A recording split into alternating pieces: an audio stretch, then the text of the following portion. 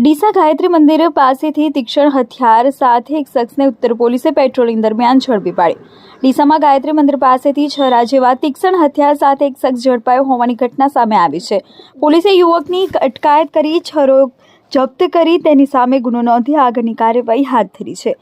31ને લઈ ડીસા શહેર police alert બની છે અને અસામાજિક તત્વોને કંટ્રોલમાં રાખી ગુનાઓ અટકાવવા માટે પેટ્રોલિંગ વધાર્યું છે। તે દરમિયાન ડીસા શહેર ઉત્તર પોલીસ શહેરના પીઆઈ વીએમ ચૌધરીના માર્ગદર્શન હેઠળ પોલીસ સ્ટાફ પેટ્રોલિંગ કરી રહ્યા હતા। તે સમયે ગાયત્રી મંદિર પાસેથી એક શખ્સ શંકાસ્પદ હાલતમાં જઈ રહ્યો હોવાની માહિતી મળી હતી, જેથી પોલીસે શખ્સને અટકાવી તેની તલાશી લેતા તેની પાસેથી ધારદાર છરો મળી આવ્યો હતો, જેથી પોલીસે આ શખ્સની પૂછપરછ કરતા તે મૂળ વાવ તાલુકાના કોંડાળિયા ગામનો વતની અને અત્યારે ડીસાની હિંગળાજ હોટેલ પાસે રહેતો વિશ્વાસકુમાર ભૂપતસિંહ ઠાકોર હોવાનું જણાવ્યું હતું। ડીસા શહેર ઉત્તર પોલીસે અત્યારે તેની પાસેથી છરો જપ્ત કર્યો હતો અને તેની અટકાયત કરી હથિયારબંધીના જાહેરનામાનો ભંગ કરવા બદલ ગુનો નોંધી આગળની કાર્યવાહી હાથ ધરી છે।